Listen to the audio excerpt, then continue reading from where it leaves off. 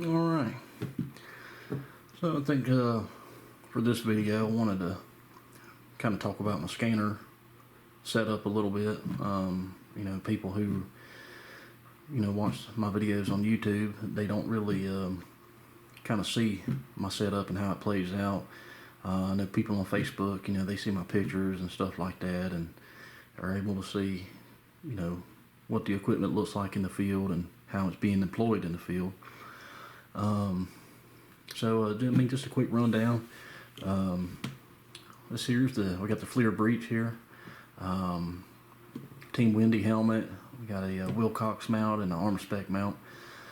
I think there's different ways you can mount it, but I think this is probably the most optimal. A couple of accessories, nothing serious here. This is actually my pistol light. I just been tinkering around with it. I've been using it for recoveries and whatnot. Little 1,000 lumen light. This is a Mophie battery pack. This is I actually use it for my phone sometimes, but I have an Anchor power pack that is the same dimensions as this.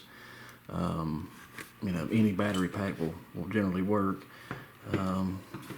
Got another little light over here, just a little utility light.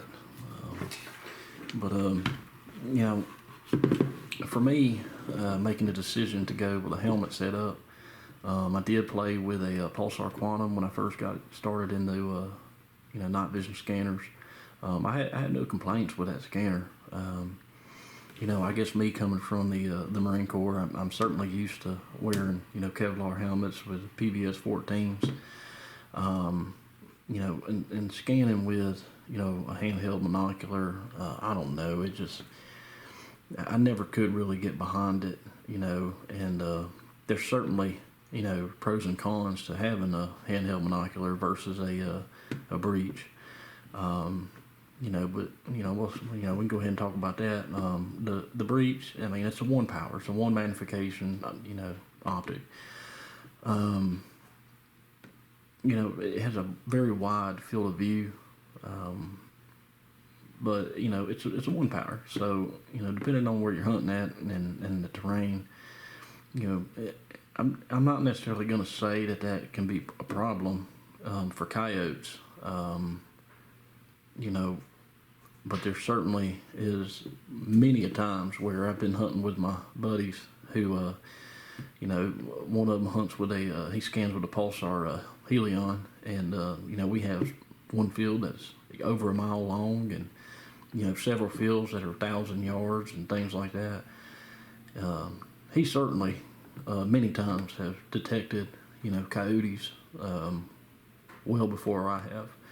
On the flip side of that, I think there's been, the same amount of times where I have caught coyotes walking in the stands before he has, and especially the tighter areas and hay fields and things like that. I generally pick them up real quick because of the, big field of view.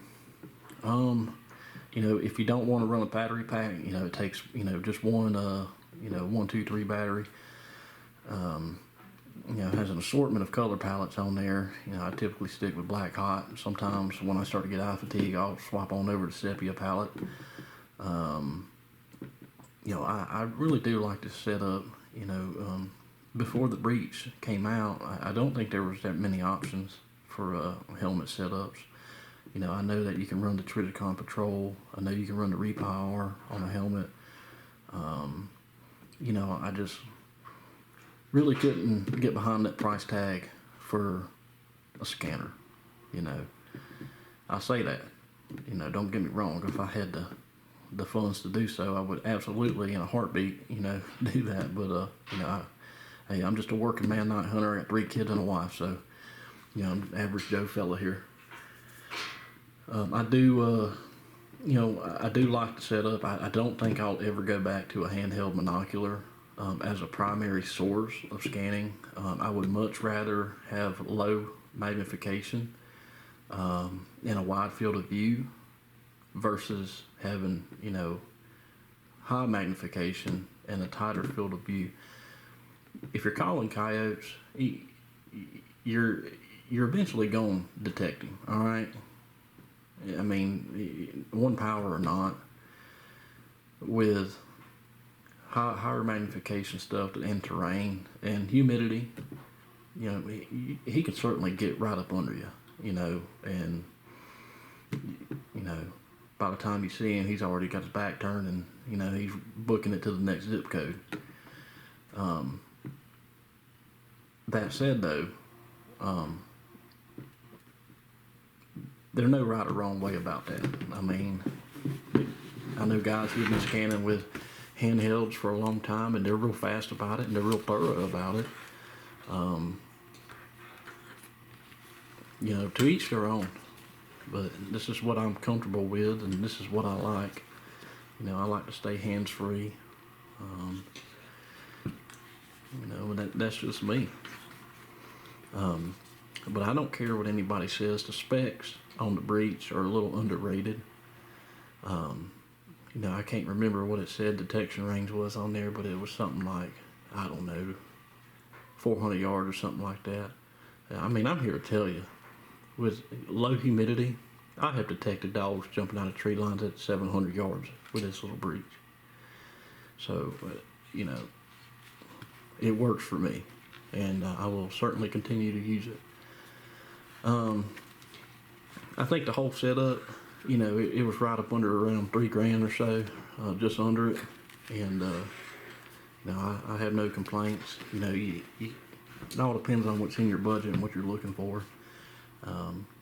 You know, if you want to go with a handheld scanner and stuff like that, you can get Helions and stuff for cheaper than that. But every person who I have had try my helmet out with the Breach, I mean, they loved it. And, you know, I know several people who have certainly purchased, you know, helmet setups after running mine for a little bit. And, I mean, it's very convenient and very awesome. So, anyway, I just wanted to talk about my scanner setup and let everybody see it. If you have any questions, just, you know, ask away. I'll answer them best I can. All right, take care.